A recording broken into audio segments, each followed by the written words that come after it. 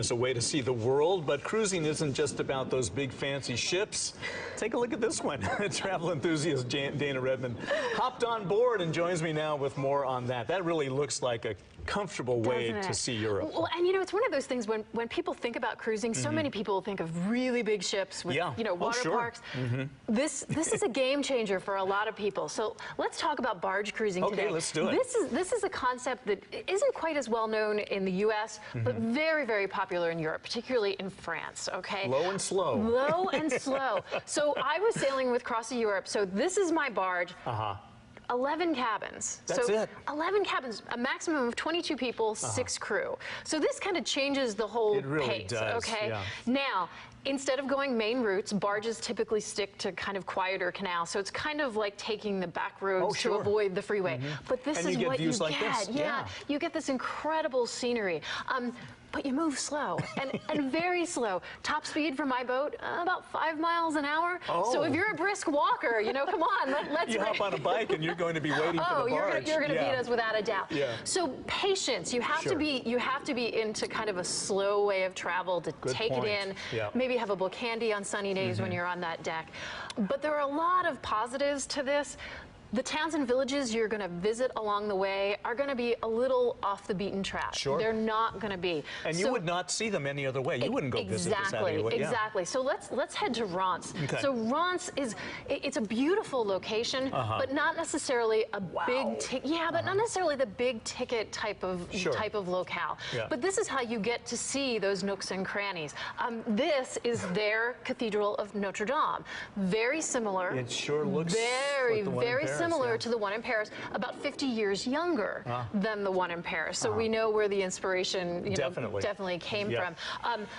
Said to be the most decorated cathedral in France. All of those little statues and sculptures, 2,300 give or take to be, and loaded with stained glass windows. It's absolutely beautiful. One of the sections of stained glass, all dedicated to making champagne. I'll be darned. I'll be darned. Who knew? Who knew? But if you really want to learn how to make champagne, don't look at the stained glass window.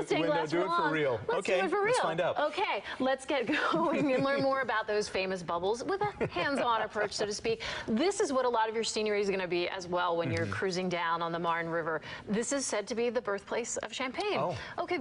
We've seen vines before. They look a little familiar. Kind of like the North Bay. The big thing here, the vineyards and the champagne houses. That's what you're going to do. And again, somewhat similar to what we've seen in the North Bay, but the focus is champagne. Now, do you have a chance to get off the barge and they'll have daily excursions and things like this? So what's happening is on a given day, you're getting off either in the morning or in the afternoon, and that's how you're kind of splitting your time. So you don't get too kind of antsy on the boat, which is a perfect way to kind of make those days go at a good pace, if that makes sense, and taste some good champagne. A lot of folks are going to want to know, is there internet access on board? There is internet access on board, go figure. And you know what, because you're not really in the middle of nowhere, your Wi-Fi is probably going to work on your phone, your signal, absolutely.